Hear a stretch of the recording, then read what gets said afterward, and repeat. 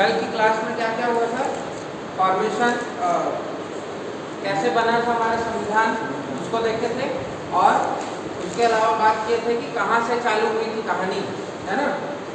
आज उसके आगे थोड़ा सा पढ़ेंगे। भाई उतने बड़े संविधान को लिखने के लिए कल भी बताया था कि क्या होता है, कमिटीज बनाई गई थी, अलग अलग कमिटीज, तो उसका कुछ डिटेल लिख लेंगे थोड़ा बहुत, जो कि हम लोग को काम आता है, ठीक है। तो उसका डिटेल लिखे। सबसे पहले कल बताया था कि मोस्ट इम्पॉर्टेंट जो था वो था प्रारूप समिति, ड्राफ्टिंग कमिटी, ठीक है। उसको लिख लीजिए, ड्राफ्टिंग कमिटी फर्स्ट नंबर डाल के हेडिंग आ जाएगा committees of constitution, different committees of constitution, मतलब सॉरी कॉन्स्टिट्यूएंट असेंबली, संविधान सभा की विभिन्न समितियां। हेडिंग दे दीजिए हिंदी मीडियम वाले, संविधान सभा की विभिन्न समितियां। इंग्लिश वाले लिखेंगे different committees of constituent assembly, ठीक है। तो सबसे पहला और सबसे इम्पोर्टेंट जो समिति है वो है हमारी ड्राफ्टिंग कमिटी, हिंदी में लिख लेंगे प्रारूप समिति, प्रारूप समिति, हिंदी इंग्लिश दोनों में बोलूंगा मैं, ठीक है। उसका जो हेड, उनके जो चेयरमैन है, वैसे इसमें 7 मेंबर्स थे टोटल, लेकिन जो हेड है उनका नाम हम लोग बस लिखेंगे, सबका नहीं लिखेंगे, ठीक है। तो इसका जो हेड है वो है डॉक्टर B.R. अम्बेडकर। चेयरमैन लिख सकते हो या प्रेसिडेंट लिख सकते हो, वैसे कमिटी का क्या होता है, चेयरमैन होता है, अध्यक्ष को चेयरमैन बोलते हैं, ठीक है। तो इनके चेयरमैन कौन है, doctor B.R. Ambedkar. Most important committee थी ये, ड्राफ्ट किया था पूरे कॉन्स्टिट्यूशन को, और B.R. अम्बेडकर ने क्या किया था, 3 रीडिंग किया था। फिर रीडिंग का मतलब होता है बिल को पढ़ना, जैसे आजकल देखते होगे लोकसभा विधानसभा का कभी सत्र देखो, लाइव चलते हुए देखो, कोई देखा है, नहीं देखे, कोई भी देखे होंगे, लोकसभा टीवी, राज्यसभा टीवी आता है ना, देखा करो उसको, उससे भी बहुत सारी जानकारी मिलती है। तो वहाँ पर क्या होता है, कोई भी बिल जब प्रस्तुत किया जाता है, अभी भी आज भी वही है और उस टाइम भी वही हुआ था, तो उसकी 2-3 रीडिंग होती है कोई भी बिल को पास करने के लिए, ठीक है। सबसे पहला जो सदस्य है जो बिल को ला रहा है वो पढ़ेगा उसको पूरा, उसके पूरे एक एक चीज को खड़े होकर पढ़ता है, वो फर्स्ट रीडिंग होता है, उसमें कोई भी चर्चा नहीं होगी, मतलब कोई डिस्कशन नहीं होगा, सब सुनेंगे बैठ के। सेकंड जब रीडिंग होता है, सेकंड रीडिंग तब होता है जब उस पर डिस्कशन होता है, ठीक है। और थर्ड रीडिंग में फिर उसको पासिंग करते हैं, यस नो जो भी, ठीक। तो ऐसा रीडिंग वहाँ पर भी हुआ था, थर्ड रीडिंग में उसको पास किया गया, और 26 नवंबर 1949 को क्या किया गया था, उसको अडॉप्ट कर लिया गया। कल हम लोग देख चुके थे यहाँ पर। सेकेंड कमिटी लिखेंगे प्रोविंशियल कमिटी, प्रांतीय समिति, प्रोविंशियल कमिटी, प्रांतीय समिति, ठीक है। इसके जो हेड है, अध्यक्ष, चेयरमैन, वो है सरदार वल्लभ भाई पटेल। प्रोविंशियल कमिटी, प्रांतीय समिति बनी थी, प्रांतों का जो, पहले लिख लो फिर बताता हूँ। प्रोविंशियल कमिटी सरदार वल्लभ भाई पटेल। मैं अध्यक्ष बस बता रहा हूँ, कमिटी के बारे में डिटेल नहीं दे रहा हूँ, है ना, उतना नहीं जानना है हम लोग को। काम क्या है वो बस थोड़ा सा सुनना है तो सुन सकते हो। इसका काम ये था कि जो प्रांत थे, भारत में अलग अलग राजशाही चल रहे थे उस समय, तो सुने भी हो गए, अभी बहुत चर्चा में था जब वो उनकी मूर्ति का अनावरण हुआ ना गुजरात में, 182 मीटर की मूर्ति बनी, विश्व की सबसे ऊंची प्रतिमा। तो उस समय बहुत ज़्यादा ये दिखा रहे थे न्यूज़ में कि 562, जब आज़ादी मिली भारत को, तो 562 क्या थे, देसी रियासत थे, इंडियन के प्रिंसली स्टेट्स थे, जो उस समय एग्जिस्ट करते थे, उस समय भारत में मौजूद थे। उनको क्या करना था, उनको भारत में मिलाना था, ठीक है। तो अंग्रेज क्या बोल दिए थे कि आपकी स्वतंत्रता है, आप भारत में जाना चाहते हैं, आप पाकिस्तान में जाना चाहते हैं, या आप स्वतंत्र रहना चाहते हैं। अंग्रेज ऐसा बोल के निकल लिए, उनको तो क्या मतलब उनको आगे की कहानी से। तो देसी रियासतों को मिलाने का जो काम था वो सरदार वल्लभ भाई पटेल के द्वारा किया गया। उन्हें लौह पुरुष कहते हैं हम लोग, आयरन मैन ऑफ इंडिया। और उनके साथ में जो उनके सहयोगी थे वो थे वी.पी. मेनन। ये 2 लोग का नाम हम लोग को मिलेगा। एकीकरण, यूनिफिकेशन ऑफ इंडिया, जब 1947 में आज़ाद हुआ तो पूरे भारत में घूम घूम कर क्या कराए, सभी देशी रियासतों के राजाओं से जाकर मिले और उनका क्या कराए, उनको भारत संघ में जुड़ने के लिए प्रेरित किया और उनको जोड़ा। ठीक है। तो आज जो हम लोग को भारत दिख रहा है ना, जो मैप दिखता है ना इंडिया का, वो उन्हीं के ही एफर्ट्स का नतीजा है बोल सकते, इसलिए उसको इतना इम्पोर्टेंस दिया जाता है। ठीक है, तो सेकंड कमेटी हो गई। थर्ड लिख लीजिए यूनियन पावर कमेटी, संघीय शक्ति समिति, यूनियन पावर कमेटी। और इसके जो हेड हो जाएंगे, अध्यक्ष हो जाएंगे पंडित नेहरू, जवाहरलाल नेहरू, जवाहरलाल नेहरू। ठीक है, यूनियन पावर्स कमेटी। फिर इसी में लिखेंगे और नेक्स्ट कमेटी है स्टेट्स कमेटी, राज्य समिति। राज्य समिति में भी हेड हो जाएंगे हमारे जवाहरलाल, ठीक है, वो भी उन्हीं के ही अध्यक्षता में। जवाहरलाल नेहरू को देखा जाए तो वो बहुत सारे 3 से 4 समिति के वो अध्यक्ष हैं। मतलब देखो, जो हम लोग मेन कमिटीज लिख रहे हैं, इनके अलावा भी सब कमेटियां भी थी, वो सब नहीं बताऊंगा, बहुत कंफ्यूजिंग है, वो सब मत जानो, जरूरत नहीं है उतना। तो मेन मेन है वो लिख लेते हैं। नेक्स्ट क्या लिखेंगे, कमिटी ऑन ट्राइबल एंड, उसका नाम था शेड्यूल कास्ट, शेड्यूल ट्राइब्स। ठीक है, ट्राइबल लिख लिए ना, एंड वीकर सेक्शन लिख लो। मतलब ऐसे नाम से नहीं मिलेगा वो, जो पिछड़े लोग और जो जनजाति समिति बनाई गई थी, हिंदी वाले लिख लीजिए जनजाति समिति और पिछड़ा वर्ग समिति, ठीक है, या कमजोर वर्ग समिति। इसके जो अध्यक्ष हैं वो अगेन आपके वल्लभ भाई पटेल। ठीक है, ये एक इम्पॉर्टेंट कमेटी थी। फिर आपका कितना हो गया, 5 हो गया,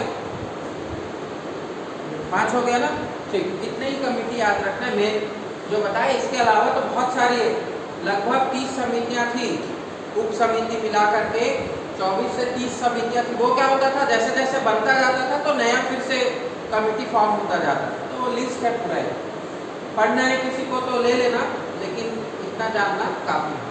अब ये समितियां तो हम लोग कल देख चुके थे, 11 सत्र होता है, 11 सेशंस होते हैं, और 11 सेशंस में 2 साल 11 महीना और 18 दिन में फाइनल कर देते हैं, और 26 नवंबर को अडॉप्ट कर लेते हैं। 26 जनवरी 1950 को 24 तारीख को साइन हो जाता है, और 26 जनवरी को फिर लागू करा दिया जाता है संविधान। ठीक है, अब हम लोग आते हैं सोर्सेस पे।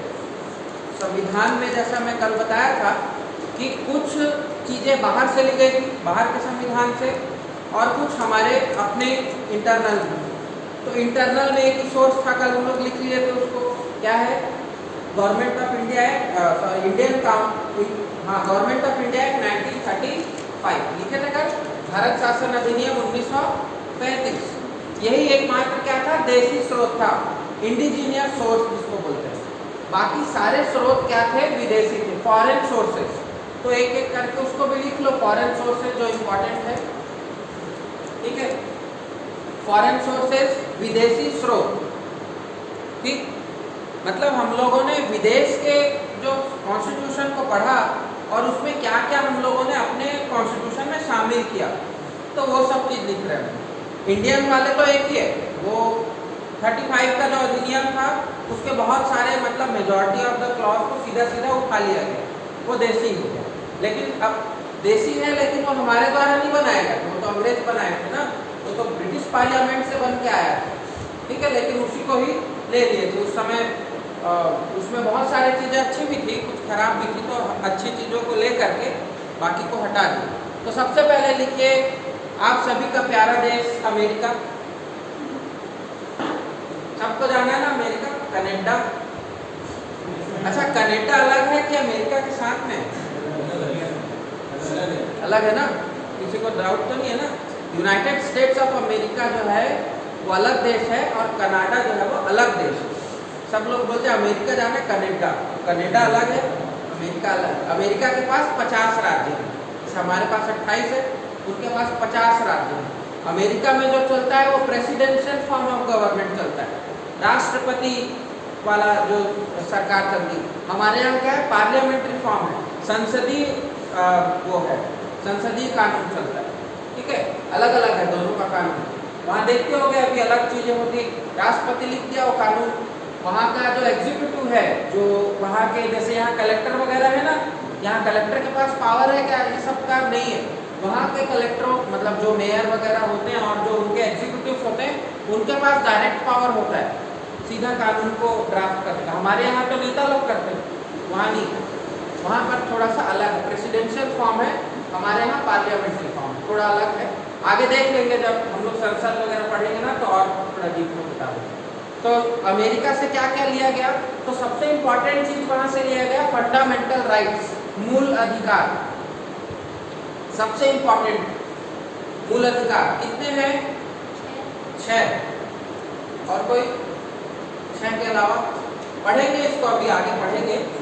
हमारा भाग 3 जो है वो मूल अधिकार है, उसको पढ़ेंगे हम।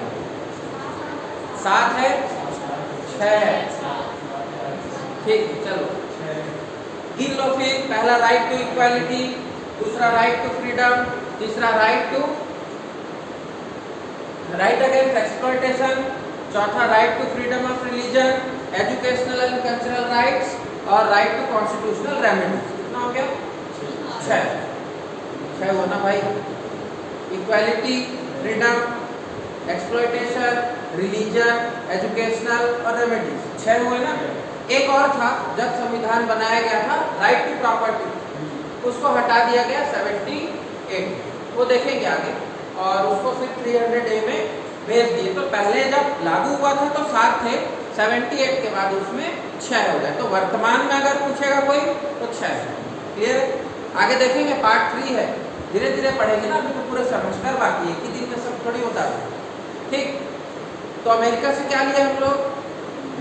फंडामेंटल राइट्स ले लिए। फिर प्रेसिडेंट का पद, राष्ट्रपति का जो पद है वो अमेरिका से लिया गया। Post of president, vice president, ठीक है। फिर जो हमारा यूनाइटेड स्टेट्स ऑफ अमेरिका है, वहाँ पर की जो न्यायपालिका है, जुडिशियरी है, बहुत अच्छी है। मतलब अच्छी बोलने का मतलब वहाँ बहुत सारे क्या है, उनको वाइड पावर्स मिला हुआ है, ठीक है। तो वहाँ से क्या क्या लेंगे? तो जुडिशियल, वहाँ से ले लेंगे एक और अपना जुडिशियल रिव्यू लिख लीजिए, न्यायिक पुनराविलोकन, हिंदी वाले लिख लो, न्यायिक पुनराविलोकन, जुडिशियल रिव्यू, ये लिया गया है अमेरिका से, ठीक है। और तो बस इतना ही लिखे। फिर नेक्स्ट देश आ जाते हैं ब्रिटेन, हमारा जो हमको जो गुलाम बनाया था ब्रिटेन, वहाँ से क्या क्या लिया गया? तो वहाँ से सबसे इम्पोर्टेंट चीज लिए हम लोग पार्लियामेंट, पूरा पार्लियामेंट्री फॉर्म जो है पूरा का पूरा कॉपी है ब्रिटेन का, ठीक है। तो ब्रिटेन से सबसे पहले क्या लिए? संसदीय शासन प्रणाली, पार्लियामेंट्री फॉर्म ऑफ गवर्नमेंट, ठीक। दूसरा लिख लो बाइकैमरलिज्म, द्विसदनी व्यवस्था, खैर वो पार्लियामेंट में ही आ गया। बाइकैमरलिज्म लिख दो, बाइकैमरलिज्म हिंदी में बोलते हैं द्विसदनी व्यवस्था, द्विसदनी व्यवस्था। वैसे वो पार्लियामेंट्री फॉर्म में आ चुका है, लेकिन ले सकते। देन स्पीकर का पोस्ट, स्पीकर का पोस्ट मत लिखो, स्पीकर का पोस्ट जो है वो उसमें भी था 1919 वाले में, मत लिखिए उसमें। और ब्रिटेन से क्या लिए हम लोग? तो इससे इंपॉर्टेंट और कुछ नहीं लिए हैं, ठीक है, याद आएगा तो और बताऊंगा। नेक्स्ट लिख लो कनाडा, कनाडा, कनाडा, ठीक है, कनाडा। वहां से ले लिए हम लोग गवर्नर का पोस्ट। राज्य में गवर्नर होता है, सबको पता है। हमारे राज्य के गवर्नर का नाम कोई बताएगा अभी वर्तमान में? कौन है? उसको पता है? मुख्यमंत्री का नाम तो पता है ना, कौन है मुख्यमंत्री? कौन है छत्तीसगढ़ में? श्री भूपेश बघेल, ठीक है। और गवर्नर कौन है हमारे? राज्यपाल। अभी वर्तमान का बता दो, पुराना नहीं पता, किसी को नहीं मालूम? अच्छा, जेंट्स है या लेडीज है? ये तो पक्का, चलो लेडीज है ये तो करेक्ट, लेकिन नाम बताइए उनका, किसी को नहीं मालूम? नहीं? अच्छा, इसको कल पता करके मेरे को बता। थोड़ा सा तुम लोग भी होमवर्क पहले वाले का कौन, उसके पहले कौन थे? अच्छा, ऐसा है क्या? तो सबसे पहले तो दिनेश नंदन साय वहाँ से चालू होता है, ठीक है। फर्स्ट गवर्नर छत्तीसगढ़, वहाँ से है ESL नरसिम्हन, राजशेखर दत्त, और फिर रामनरेश यादव। उसके बाद रामनरेश यादव आए, वो जॉइंट में थे। फिर आनंदीबेन पटेल भी बनी थी थोड़े दिन के लिए, वो भी जॉइंट में थी, यहाँ नहीं थे कोई, तो मध्य प्रदेश के साथ, तो ऐसा थे। अभी वर्तमान में जो है वो, ठीक बोली बिल्कुल, आरती की एक महिला है और अभी बहुत चर्चा में थी। 15 दिन पहले उनको एक अवार्ड मिला है, Guinness book of world record में उनका नाम दर्ज हुआ है। 15 दिन के पहले की न्यूज़ है, थोड़ा आज सर्च कर कौन Guinness book of world record में नाम उनका आ गया है। क्यों आया पता है? क्योंकि वो इस पूरे साल में, मतलब कुछ टाइम था, 1 साल या 1.5 साल में 10,000 या कितने लोगों से मुलाकात की अपने निवास स्थान में, इसका रिकॉर्ड बना है। तो उनका नाम आप लोग कल पता करके बताओ, कल नेक्स्ट क्लास में जब भी होगी, ठीक है। और जो वीडियो देख रहे हैं वो भी कमेंट करके बताएंगे कि उनका नाम क्या है, ठीक। नेक्स्ट हम लोग क्या देख रहे थे? हाँ, कनाडा में लिखिए डिस्ट्रीब्यूशन ऑफ पावर, शक्तियों का विभाजन, शक्तियों का विभाजन। तो शक्ति का विभाजन किनके बीच होगा भाई? डिस्ट्रीब्यूशन ऑफ पावर या डिवीजन ऑफ पावर किसके बीच कर रहे हैं हम लोग? एक केंद्र होता है, केंद्र होता है ना, और बाकी सब राज्य होते हैं उनके नीचे। तो केंद्र और राज्य के बीच जो पावर्स है उनका डिवीजन कहाँ से लिया गया? कनाडा से लिया गया, ठीक है। गवर्नर का पद हो गया कनाडा से। फिर हाँ, राज्यसभा की सदस्यता, जो राज्यसभा जो होती, लोकसभा होती है, एक राज्यसभा होती, तो राज्यसभा की सदस्यता वहाँ से लिया गया है, लिख लो। मतलब राज्यसभा का जो कंपोजिशन है वो कनाडा से लिया गया, ठीक है। तो ये इम्पोर्टेंट हो गया। उसके बाद लिखेंगे हम लोग सोवियत रूस या रशिया, लिख लो। सोवियत यूनियन था पहले, जब वो USSR जिसको बोलते थे, रशिया लिख लो, रशिया, ठीक। ज़्यादा कंफ्यूज मत हो, रशिया समझते सब लोग ना, सब समझते रशिया, अमेरिका, रशिया, यही तो सब जाना चाहते, भारत से कोई नहीं रहना चाहता, ठीक। तो रशिया से लिया गया है मोस्ट इम्पॉर्टेंट फंडामेंटल ड्यूटीज, मूल कर्तव्य। रशिया से क्या लिया गया? मूल कर्तव्य, ठीक। फिर आ जाते हैं हम लोग, मैं मेन लिखा रहा हूँ ना, बहुत सारा है, मेन लिख लो, ज़्यादा नहीं पढ़ाऊंगा डीप में, ठीक। उसके बाद लिख लीजिए आयरलैंड। आयरलैंड कहाँ पर है? नहीं पता?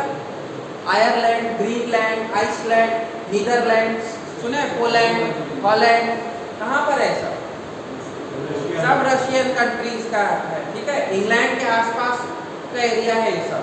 नॉर्वे सुने होंगे, नॉर्वे वगैरह, वो सब वहीं पर ही है। छोटे छोटे देश हैं, छत्तीसगढ़ के भी छोटे छोटे देश हैं, और फर्स्ट नंबर में है रैंकिंग में वर्ल्ड में, ठीक है। तो उनका किस्मत अच्छा है, छोटा देश है और सब चीज़ अच्छा है। हमारे यहाँ बड़ा देश है और बहुत सारी दिक्कतें हैं, ठीक। तो आयरलैंड से क्या लिया गया है, एक इम्पॉर्टेंट है, इसलिए जानना है, DPSP, इंग्लिश में उसको क्या बोलते हैं? Directive principle of state policy.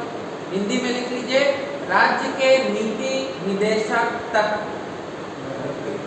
Directive principle of state policies, राज्य के नीति निदेशक तत्व, DPSP बोलते हैं इसको। पार्ट 4 बनेगा ये हमारा, भाग 4 में दिया गया है, ठीक है। आर्टिकल नंबर 36 to 51 पढ़ेंगे इसको आगे, ठीक। DPSP हो गया आयरलैंड से। और आयरलैंड से लिख लीजिए, राष्ट्रपति द्वारा राज्यसभा सदस्यों का मनोनयन, राज्यसभा में 12 जो मेंबर्स होते हैं उनको राष्ट्रपति मनोनीत करता है, नाम से मनोनीत करता है। जैसे सचिन तेंदुलकर को बनाए, है ना, हेमा मालिनी को बनाए थे पहले, अभी नहीं, अभी तो वो चुन के गई है।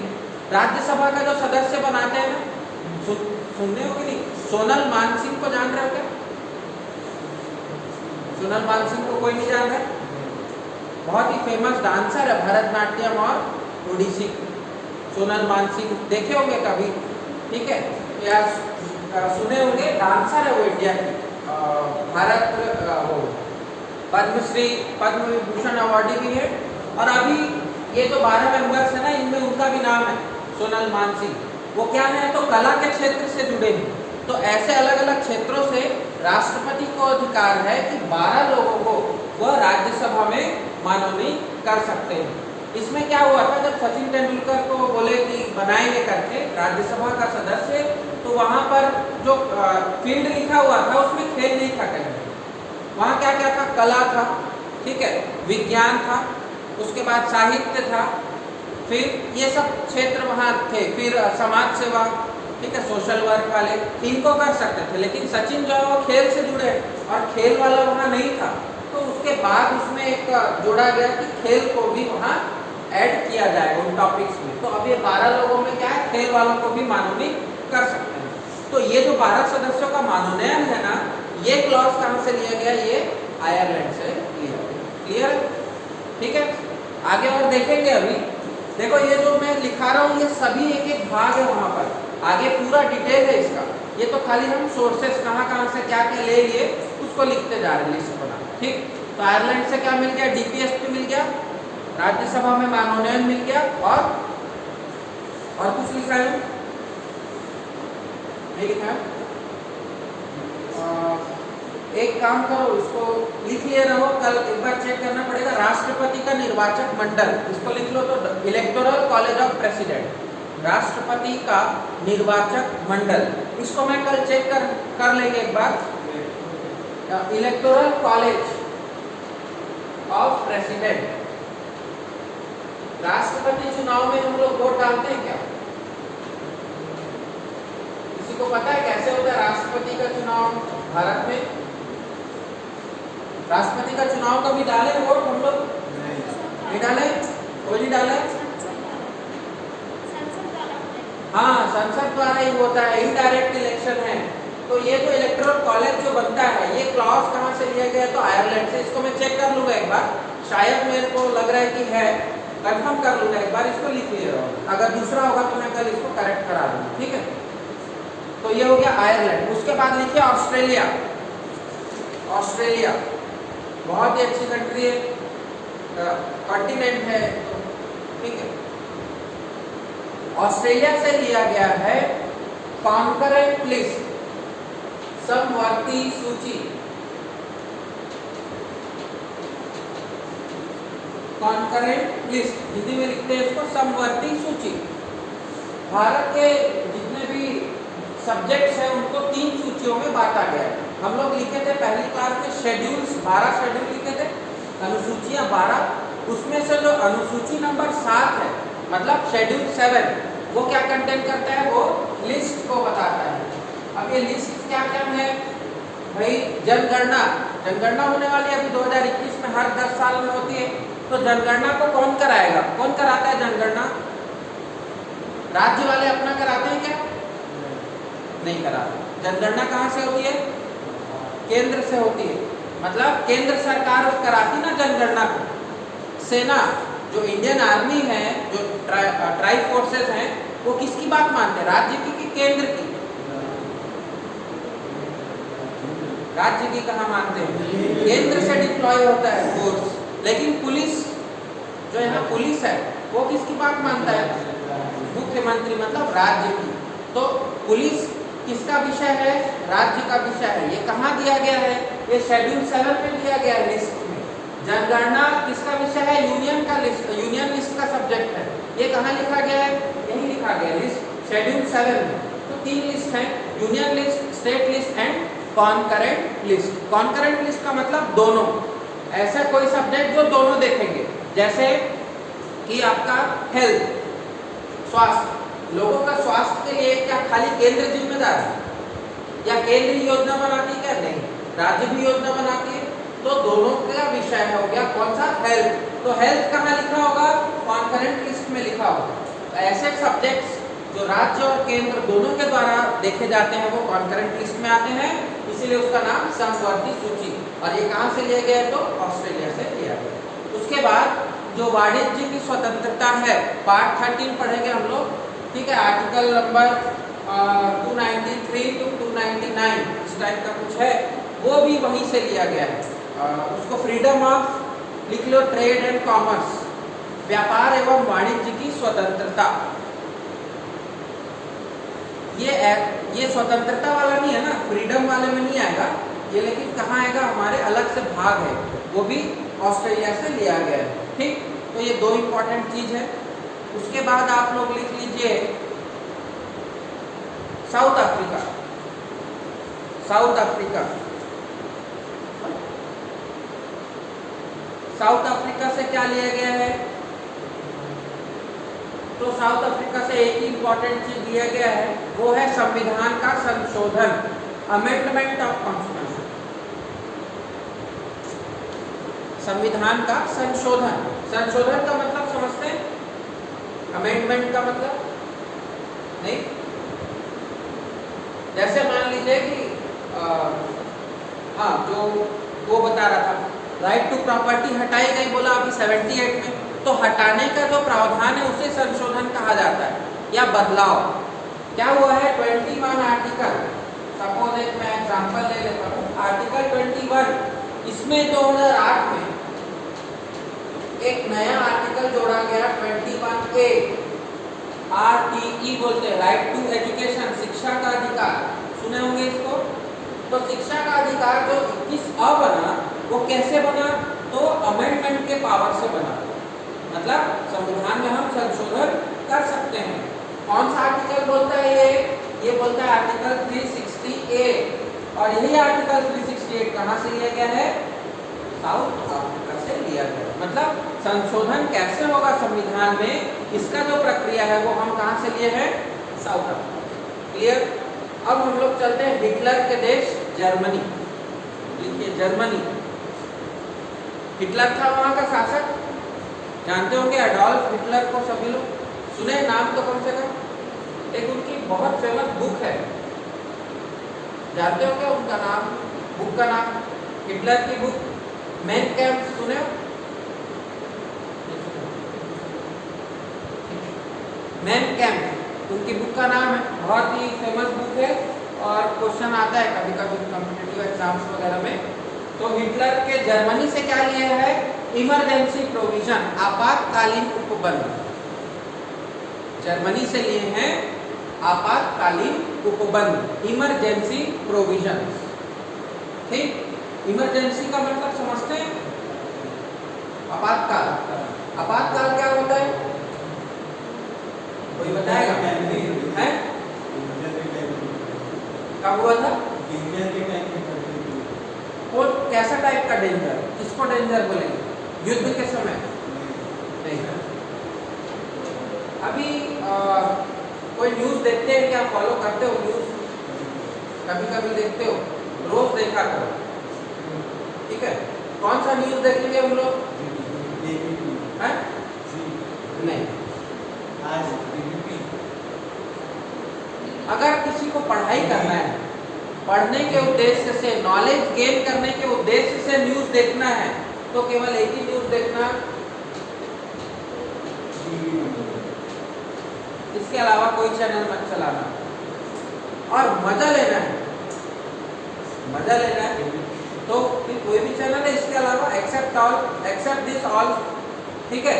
पढ़ने के उद्देश्य से, तैयारी करने के उद्देश्य से अगर देखना है, करंट अफेयर्स किसी को अच्छा बनाना है, 1 घंटे डीडी न्यूज़ देखिए आप, रात के 8 बजे से 9 बजे के बीच में इस दिन, या फिर सुबह आप देख लो दूसरे दिन का, या रात का एक बुलेटिन और आता है हिंदी इंग्लिश वाला अलग अलग, तो उसको देख लेना। दिन भर की खबर, केवल खबर दिखाएगा। इस न्यूज़ चैनल में अगर लिख दिया है कोई लाइन, तो वो लाइन क्या हो जाती है? ब्रह्म वाक्य हो जाता है, वो बदलता नहीं है, ठीक है, ऐसा नहीं है कि इसमें लिख देगा कि फला फला नेता ने ऐसा ऐसा कहा, ये नहीं लिखता है, कभी नहीं लिखता, देख लेना है, कहीं ऐसा न्यूज़ नहीं चलता इसमें। क्यों है? क्योंकि ये बनाया ही गया है ऐसे लोगों के लिए जो तैयारी करते हैं। समझ में आ रहा है? ये न्यूज़ जो लिखेगा तो सही है, ऑथेंटिक खबर कोई छापता ही। ऐसा नहीं है कि अभी 2 लोग मरे थे, अभी 4 और मर गए तो ये लिखेगा 2 लोग मर गए, नहीं। ये जब तक 6 लोग नहीं होंगे और आधिकारिक पुष्टि नहीं होती जब तक ये अपने चैनल में नहीं चला। ठीक है, तो अगर किसी को तैयारी करना है तो ये न्यूज़ देख लेना, बाकी तो मजा लेने के लिए तो फिर बहुत सारे। ठीक है, तो न्यूज़ में अभी खबर ये थी कि महाराष्ट्र में बहुत ज़्यादा पॉलिटिकल क्या हो गया है, मतलब वहाँ की सरकार जो है वो अस्थिर हो गई है और वहाँ गिराया जाए और राष्ट्रपति का शासन लगाया जाए राज्य में।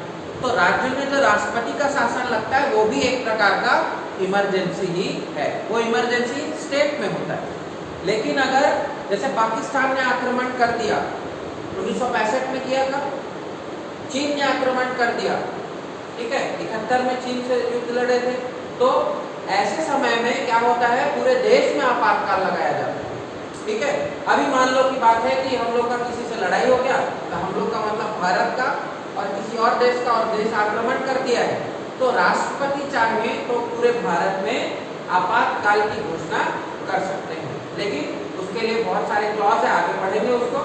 तो वो आपातकाल होता है और उसका उपबंध कहाँ से किया गया है? जर्मनी से। ठीक है, क्लियर है? ठीक, 3 प्रकार का होता है, बाद में बताऊंगा, आज मैं सो जाऊंगा। ठीक है, ठीक, तो जर्मनी लिख लिए। और जर्मनी का जो संविधान है उसका नाम है वीमर कॉन्स्टिट्यूशन कहा जाता है उसको, वीमर, इसका नाम ही है। जैसे हमारे कॉन्स्टिट्यूशन का नाम कुछ नहीं है, इंडियन कॉन्स्टिट्यूशन लिखते हैं, वहाँ पर वीमर कॉन्स्टिट्यूशन लिखा रहता है, नाम ही है वहाँ के कॉन्स्टिट्यूशन का। तो कभी कभी ये शब्द भी वहाँ मिलेगा। ठीक है, मैं इसीलिए बता देता हूँ कि अगर कभी हम लोग कभी सुने, कोई पूछा, तो ये मत हो कि तुम्हारे सर को नहीं पता था। ठीक है, मेरे को पता सब चीज़ें, लेकिन मैं हमारे लेवल के हिसाब से बता रहा हूँ, जितना जानना चाहिए। और अगर किसी को पूछना है तो पूछ लेना बीच में, जिसको भी डाउट होता है, कुछ अलग से और जानने की इच्छा होती है तो पूछ लेना, मैं बहुत कम बता रहा हूँ। ठीक है, ठीक, करीब 5 से 6 साल से मैं इसको पढ़ रहा हूँ, इसलिए मेरे को पूरा याद भी है। याद है ना थोड़ा बहुत? अभी मेरी बुक भी चल रही है इसमें, मतलब बुक भी लिख चुके हैं अपन, इंडियन हिस्ट्री, इंडियन पॉलिटी जो कॉन्स्टिट्यूशन है, और इंडियन ज्योग्राफी, ये तीनों की बुक जो है वो देने वाला हूँ प्रिंटिंग के लिए। नोट्स तो चल ही रहा है, नोट्स तो हमारे यूट्यूब पे चल ही रहा है, मेरा चैनल है उसमें, तो वहाँ स्टूडेंट्स पढ़ रहे हैं, SSC जेई का जो तैयारी कर रहे हैं उनके लिए नोट्स बनाऊंगा। ठीक है, तो वीमर कॉन्स्टिट्यूशन हो गया जर्मनी। और कितने देश हो गए? और कुछ बच गया क्या? कितने देश हुए टोटल? 8 हुए। और क्या बच गया? देखो, डायरेक्टिव प्रिंसिपल हो गया, फंडामेंटल ड्यूटीज हो गई, रशिया लिखा दिया था ना फंडामेंटल ड्यूटीज।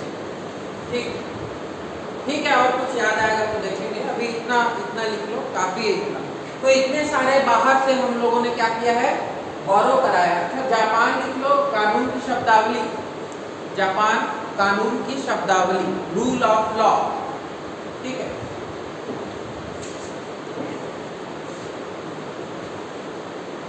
हाँ बस ठीक, इतना काफी है, और लगेगा तो किसी को देख लेंगे, एक आध और जोड़ लेंगे आगे। ठीक है, तो सोर्सेज ऑफ कॉन्स्टिट्यूशन हो गए। ठीक, अब क्या पढ़ेंगे? बस आज के लिए इतना। अभी कहाँ इतना, अभी तो आधा घंटा हुआ। देखो, अगर मेरे को दिन भर भी पढ़ाने बोलोगे ना इसको, तो मैं दिन भर पढ़ा दूंगा बिना किताब के, मेरे को बुक की जरूरत नहीं, पूरा रट गया है, हिस्ट्री, ज्योग्राफी और आपका कॉन्स्टिट्यूशन। ठीक है, तो मैं दिन भर पढ़ा दूंगा, जो पूछना है पूछ सकते हो कहीं से भी, इधर उधर से। जो कंफर्म नहीं होगा उसको मैं देख के बताऊंगा, गलत नहीं बताऊंगा, इसलिए मैं बोलता हूँ कि मैं देख लूंगा करके। ठीक है, हो जाता है कभी कभी इतना पढ़ने के बावजूद भी हम लोग को स्किप हो जाता है, कभी मिक्स हो जाती है चीज़ें, लेकिन तो भी मैं 90% श्योर रहता हूँ, तो बोल देता हूँ लिख लो, बाकी देख के बताऊंगा। ठीक है, तो नेक्स्ट हम लोग पढ़ते हैं प्रीएम्बल। चलो, इसमें कुछ ज़्यादा वो नहीं करना है। कल से मैं भागों में आऊँगा, पार्ट्स में कल से चलेंगे। आज हम लोग प्रियम्बल देखते हैं। प्रस्तावना हिंदी में इसको बोलते हैं, क्या बोलते हैं? प्रस्तावना। किसी को याद है क्या? सीबीएसई को एनसीईआरटी की बुक कितने लोग पढ़े? एनसीईआरटी की किताब पढ़े होंगे। तो वहाँ पर जब आप बुक खोलते हो एनसीईआरटी का, तो तीसरे या दूसरे पन्ने में एक अच्छे बॉर्डर में कुछ लिखा रहता था ना? लिखा रहता था। क्या लिखा रहता था? लिखा रहता था। तो वही है भारत की संविधान की प्रस्तावना, है ना? वो एनसीईआरटी की बुक में आपको मिल जाएगी। पहले कोई भी सब्जेक्ट हो, ये प्रस्तावना वहाँ बाय डिफॉल्ट लिख देते थे। वहाँ बढ़िया सा ऐसा एक बॉक्स बना रहता था, यहाँ ऐसा डेकोरेटेड बॉक्स, उसके अंदर लिखा रहता है। चालू कहाँ से होता है? वी द पीपल, यहीं से होता है चालू। देखना आज जाके, अगर होगी घर में बुक ना, तो आज देखना, ठीक है? कहाँ से चालू होगा? We the people of India, इस टाइप से चालू होता है। We the people of India has solemnly resolved to constitute India into a sovereign, socialist, secular, democratic republic and to guarantee its all citizens, ऐसा करके कुछ लिखा रहता है, देखना, ठीक है? यूपीएससी का एक बार इंटरव्यू हो रहा था, तो ये पूछ दिए थे, बस बोले यही सुना दो मेरे को। यूपीएससी का इंटरव्यू में यही पूछ दिए थे सीधा, बोले मेरे को कुछ मत सुनाओ, बस ये प्रस्तावना अगर आपको याद है तो बता दो। अगर याद है तो ठीक है, नहीं तो सॉरी सर, ठीक है? तो ये यहाँ से चालू होता है। प्रस्तावना क्या हुआ था? जवाहरलाल नेहरू को सब जान रहे हैं, जानते हैं कि नहीं? कौन है जवाहरलाल नेहरू? कौन थे? First prime minister of India. इनके द्वारा 9 तारीख को बैठे थे ना, पहली बार 9 तारीख को बैठे थे ना, 9 दिसंबर 1946, कल बताया था लास्ट क्लास में। तो 11 दिसंबर को 9 के बाद 10 और 2 11 13 दिसंबर 1946 को क्या किया गया था? जवाहरलाल नेहरू के द्वारा एक उद्देश्य प्रस्ताव प्रस्तुत किया गया था संविधान सभा में।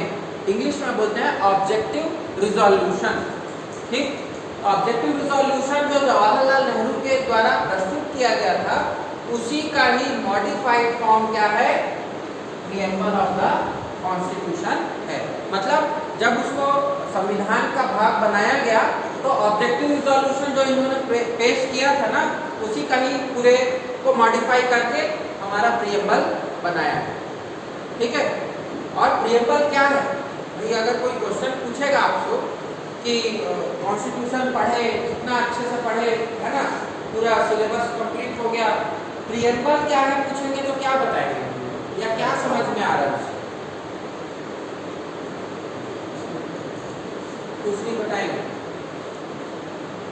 अगर संविधान की फिलॉसफी समझते हैं क्या होता है हिंदी में? उसका मतलब, फिलॉसफी का मतलब क्या होता है?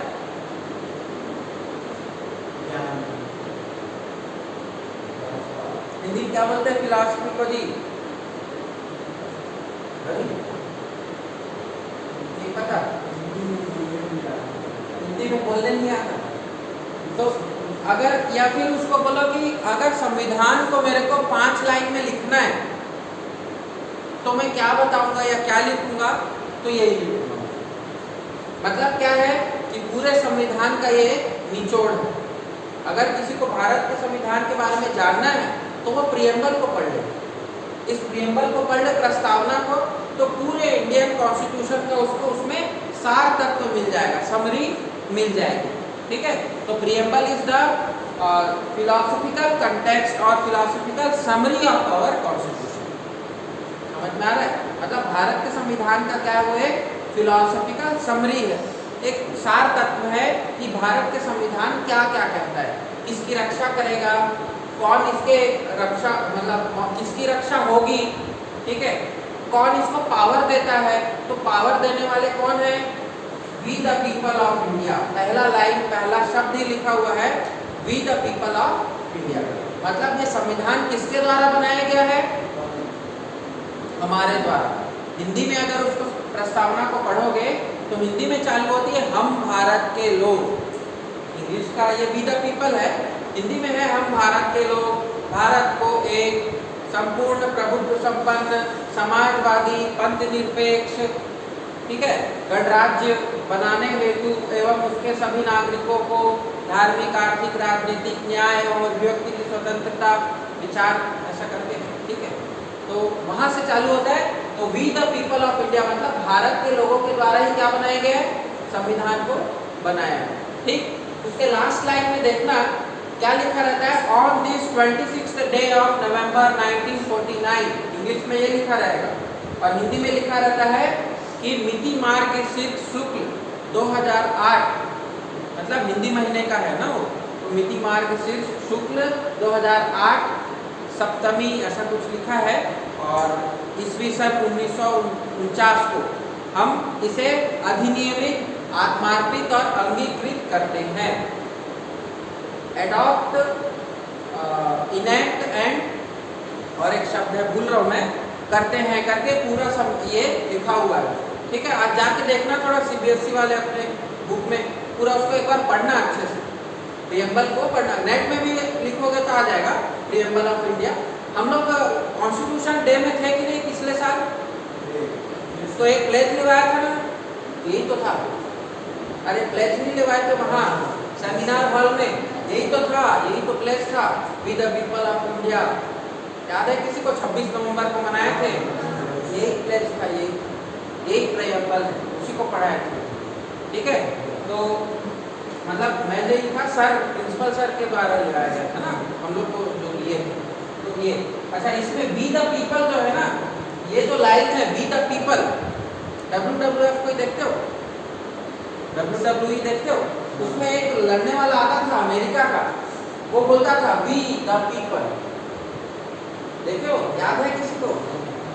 नहीं, मतलब कोई अच्छे बहुत ज्यादा फॉलोअर नहीं है WWE के ना, नहीं है तो फिर नहीं पता होगा। वहां पर एक आता है अमेरिका का एक लड़ने वाला, उसका नाम रखा है, मैं भी भूल गया हूँ, बहुत दिन हो गया। वो बोलता था वी द पीपल। एक्चुअल में ये जो वी द पीपल शब्द है ना, ये अमेरिका के स्वतंत्रता की घोषणा से लिया गया है। जो वहाँ डिक्लेरेशन हुआ था ना अमेरिका की स्वतंत्रता हुई थी जब, तो वहां पर ना लिखा हुआ है ये वी द पीपल, और वहीं से इसको उठा लिए सीधा सीधा, ठीक है। और फिर आगे इसमें लिखा हुआ है, तो preamble is the important part of the constitution. इस पर एक बहस हुई थी, मतलब बार बार बहस होती है, सब लोग बोलते हैं कि संविधान का भाग नहीं है, कोई बोलता है, ठीक है। तो आपको अगर क्वेश्चन में कोई पूछेगा, हम लोग अभी क्या पढ़े थे, 22 भाग पढ़े ना, 22 पार्ट्स पढ़े, ठीक है, और 395 आर्टिकल बताया। तो इस 22 भाग में कहीं पर भी ये नहीं, ठीक, प्रस्तावना कहीं पर भी इन 22 भागों में नहीं है। तो अब बताओ कि ये इसका भाग होगा कि नहीं, इसको हम जोड़ सकते हैं कि नहीं, संविधान से जोड़ सकते हैं कि नहीं? 22 भाग में इसका कहीं पर भी नाम नहीं लिखा है बोल रहा हूँ, लेकिन ये संविधान का अंग है, पार्ट है। सही होगा स्टेटमेंट कि नहीं? सही होगा, पक्का, ठीक। ये 22 भागों में सम्मिलित न हो करके भी क्या है, अब संविधान का एक अभिन्न अंग है। क्यों? क्योंकि वो उसकी पूरी की पूरी फिलोसॉफिकल समरी को डिफाइन करता है, ठीक। ऐसे उसको ऑफिशियली 22 भागों में नहीं रखा गया, लेकिन क्या हुआ था कि संविधान सभा में इस पर बहुत ज़्यादा बहस हो गई थी, ठीक है, कि उसको रखे कि नहीं, उसको भाग बनाए कि नहीं। तो उसमें निष्कर्ष ये निकाला गया कि प्रियम्बल होगा, लेकिन वो 22 भागों में सम्मिलित नहीं होगा, संविधान का अंग बनकर वो रहेगा और हमेशा एक गाइडिंग प्रिंसिपल का काम करेगा। मतलब एक क्या बोल सकते हैं, उसको पढ़ करके लोगों को क्या होगा कि एक भरोसा होगा कि हमारे द्वारा संविधान बनाया गया है, हमें ये शक्तियाँ मिली हुई है, सब चीज़ लिखा गया है इसमें, एक एक शब्द में इसके पावर है, और यहीं से लोगों को क्या मिलता है, शक्ति मिलती है। संविधान को मतलब संविधान के द्वारा जो शक्ति मिलती है उसका आइडिया हो जाता है पढ़। आज पढ़ना तो जाके इसको 1-2 बार, ठीक है, इसको पढ़ के कल बताना मत, ये नेक्स्ट क्लास कल ही है ना, कल बताना कि इसमें हम लोग को क्या समझ में आया पढ़ के, ठीक है, उसमें टाइप ऑफ जस्टिस बोला गया है, टाइप ऑफ फ्रीडम बोला गया है, सब चीज लिखा हुआ है उसमें। ठीक है, राइट टू जो फ्रीडम है कौन कौन सा है, सब लिखा गया है। ठीक, तो प्रीएम्बल ऑफ द कॉन्स्टिट्यूशन हम लोग को जानना जरूरी है। ठीक है, क्लियर है? कोई पूछेगा तो बता दोगे। मेरा उद्देश्य ये है इस सब्जेक्ट को पढ़ाने का कि कल के डेट में यदि आपसे कोई क्वेश्चन पूछे कि संविधान के बारे में कुछ भी, उसको भी ज़्यादा नहीं पता होगा, ठीक है, तो हम लोग को ऐसा ना होना चाहिए कि हम लोग सुने नहीं हैं या हम लोग नहीं जानते हैं या हम लोग उस समय वहाँ पर चुपचाप खड़े हो गए, सॉरी भैया, सॉरी सर बोल। समझ में आ रहा है? आपको कुछ बोलने लायक मैं बना दूं, बस इतना ही चाहता हूँ, और ज़्यादा की मेरे को भी चाहत नहीं है। ठीक है, प्रीएम्बल संविधान पढ़े हो जी? अभी था? हाँ सर था। क्या पढ़े हो इसमें? प्रीएम्बल पता है क्या होता है? नहीं पता। क्या पढ़ा? क्या पढ़ा? इसको संविधान का होरोस्कोप भी कहा जाता है, होरोस्कोप ऑफ द कॉन्स्टिट्यूशन। संविधान के क्या बोलते हैं उसको? जन्म कुंडली। ऐसी होरोस्कोप का मतलब वही होता है क्या? जन्म कुंडली, वो भी कहा जाता है अलग अलग लोगों के द्वारा। तो आज की इस क्लास में इतना ही, ठीक है, और नेक्स्ट क्लास में हम लोग फिर भागों को देखते चलेंगे। पहले मैं पूरे भागों के बारे में लिखा दूंगा, उसके बाद एक एक भाग को हम लोग देखते हुए चलेंगे, और इंटरेस्ट आएगा हम लोग को, धीरे धीरे करके पूरे संविधान को पढ़ लेंगे। ठीक, तो आज की क्लास में इतना ही। आप लोग जो वीडियो देख रहे हैं वो भी कमेंट करके बताइएगा कि राज्यपाल कौन है छत्तीसगढ़ के। आज का आपका ये टास्क है। दूसरा टास्क है आपको जाकर के आज पूरा प्रीएम्बल पढ़ना है और कल कमेंट करके बताना है कि उसमें कौन कौन से बातों को कहा गया। Okay, thank you very much.